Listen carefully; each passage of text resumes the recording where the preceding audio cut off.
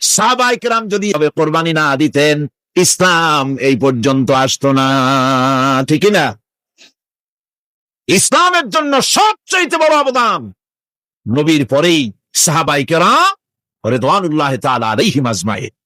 আমার বন্ধুগণ, আপনি কোরবানি করবেন, কোরবানি আপনার 10,000 টাকায় হয়ে যেতে পারে, 15,000 টাকায় হয়ে যেতে পারে। বাকি টাকাগুলি আল্লাহর রাস্তায় খরচ করে দেন।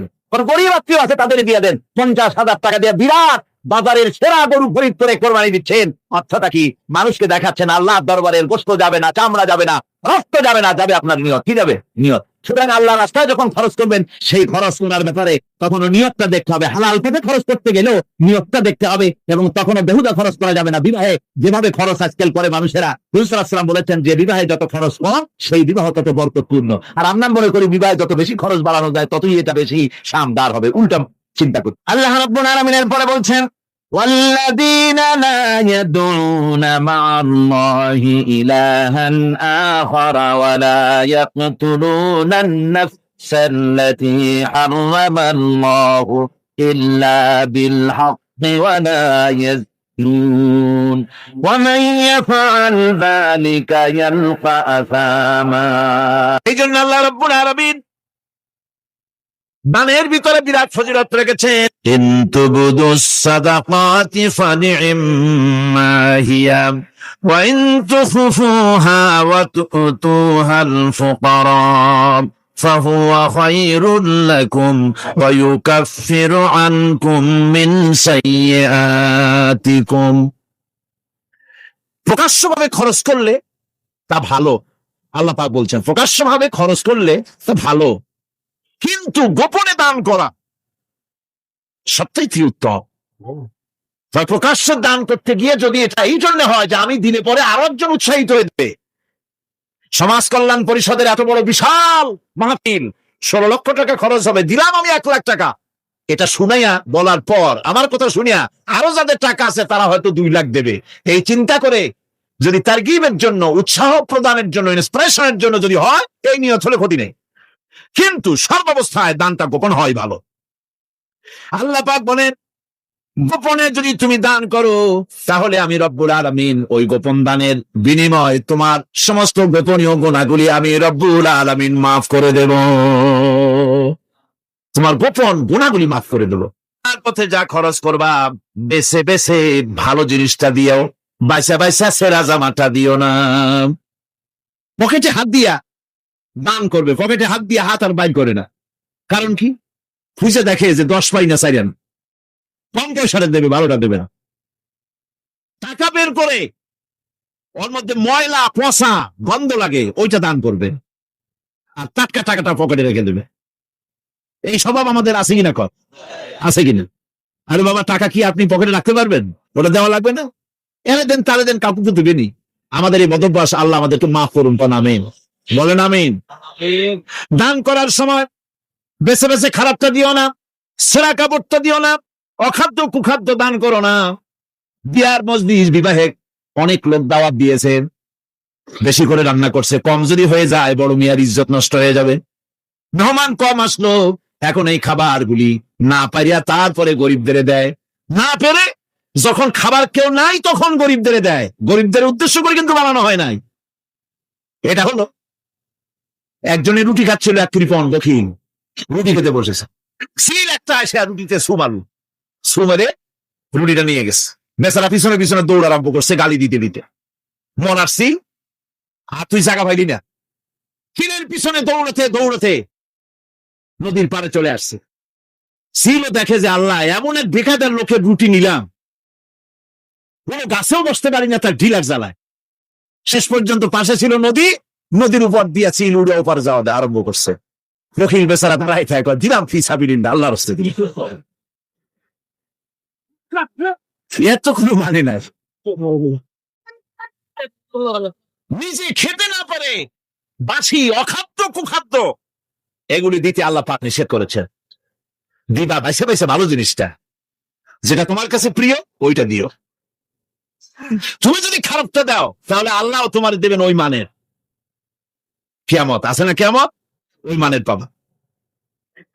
আল্লাহ পাক বলছেন, ইয়া আইয়ুহাল্লাযীনা আমানু আনফিকু মিন তাইয়্যিবাতি মা কাসাবতুম ওয়া মিম্মা আখরাজনা লাকুম মিনাল আরদ। তোমরা যে উপার্জন করেছো, সেই উপার্জনে তোমাদের জন্য যা উপার্জন করেছো তাই, আর মাটির ভিতর থেকে আমি যা তোমাদের জন্য দিয়েছি তার থেকে ভালো জিনিস, ভালো ভালো জিনিস আমার রাস্তায় খরচ করো। মানুষকে শোনায় না অমুক জায়গায় দিলাম, বা মানুষের দেখায় দেখায় দিও না।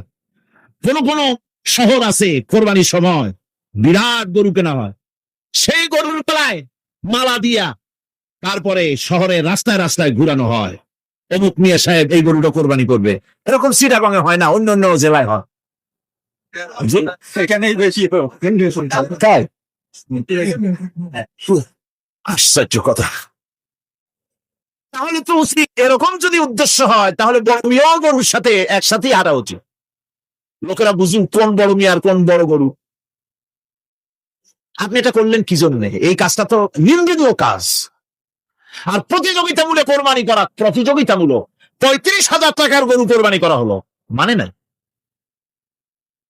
মানুষকে শোনাইয়া, মানুষকে দেখাইয়া যদি করা হয় কোন ফল পাওয়া যাবে না।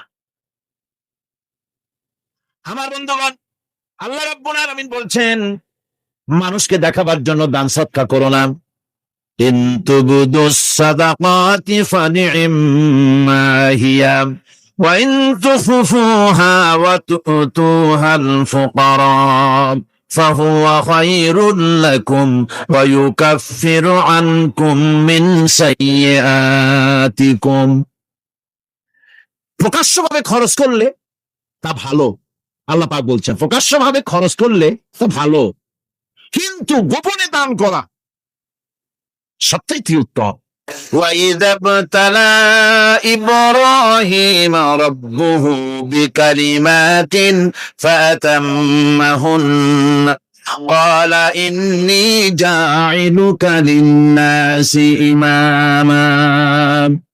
ইব্রাহিমকে তার রব কয়েকটি বাক্য দিয়ে পরীক্ষা করলেন এবং তিনি সেই পরীক্ষাগুলোতে পাশ করলেন। তখন আল্লাহ রাব্বুল আলামিন তাকে বললেন যে আমি তোমাকে গোটা বিশ্ব মানবতার জন্য, গোটা বিশ্বের সমস্ত মানুষের জন্য আমি তোমাকে নেতা বানাবো। সুবহানাল্লাহ। প্রথম পরীক্ষা হলো, গতকাল বলেছি, সেই আগুনের পরীক্ষা। সেখানে আল্লাহ পাক তাকে পাশ করালেন, তিনি পাশ করলেন। দ্বিতীয় পরীক্ষা ছিল বিবি এবং নবজাতক সন্তানকে নিয়ে আল্লাহ হুকুম করলেন, এই বিবি আর বাচ্চারে নিয়ে মরুভূমিতে রেখে আসো। মরুভূমিতে যেখানে ঘর নাই, বাড়ি নাই, সেই জায়গায় বিবি এবং বাচ্চাকে রেখে যাওয়ার সময় তিনি বললেন, রব্বানা ইন্নী আসকানতু মিন যুররিয়াতি বিওয়াদিন গায়রি যী যারইন ইনদা বাইতিকাল মুহাররাম। আল্লাহ রাব্বুল আলামিন, আমি পানি এবং তরুলতাবিহীন এক মরুভূমির ভিতরে আমার বংশের একটি অংশকে এখানে রেখে গেলাম। তোমার ঘরের কাছে পুনর্বাসিত, আমি তাদের কাছে, এই ঘরের কাছে, সম্মানিত ঘরের কাছে রেখে গেলাম। পরীক্ষায় তিনি পাশ করলেন। হযরতে হাজেরা প্রশ্ন করলেন, ইব্রাহিম, পানি নাই, খাবার নাই, মানুষ নাই, ঘর নাই, বাড়ি নাই, মরুভূমির ভিতরে আমাকে আমার বাচ্চারে ফেলে রেখে যাচ্ছ কেন? কোনো জবাব নাই। 2বার 3বার প্রশ্ন করলেন। এরপরে তিনি আবার প্রশ্ন করলেন, বললেন, ইব্রাহিম, এটা কি আল্লাহর হুকুম নাকি? হযরত ইব্রাহিম আলাইহিস সালাম নিজের কলিজার টুকরা সন্তান আর বিবিকে রেখে যেতেছেন ভারাক্রান্ত মন নিয়ে। তিনি আকাশের দিকে আঙ্গুল উঁচু করে দেখালেন। হযরত হাজেরা বুঝলেন তিনি তো আল্লাহর পয়গম্বর, আমার কোন অপরাধে এভাবে ফেলে যাওয়ার কথা নয়। তিনি বুঝলেন এটা আল্লাহর হুকুম। হযরতে হাজেরা বললেন, ইব্রাহিম রে, নিশ্চিন্ত মনে বাড়ি ফিরে যাও, আমার মনে কোনো চিন্তা নাই, কোনো পেরেশানি আর এখন নাই।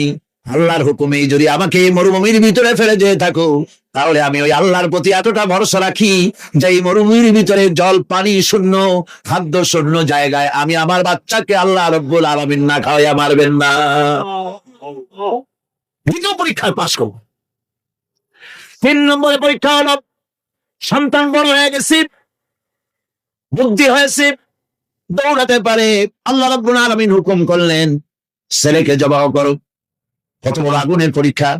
কোরআন শরীফ বলছে, হযরত ইব্রাহিম আলাইহিস সালাম নিজের ছেলেকে ডেকে নিয়ে বললেন, ইয়া বুনাইয়া ইন্নী আরা ফিল মানামি আন্নী আযবাহু ফানজুর মাযা তারা। হে আমার কলিজার টুকরা সন্তান, আমি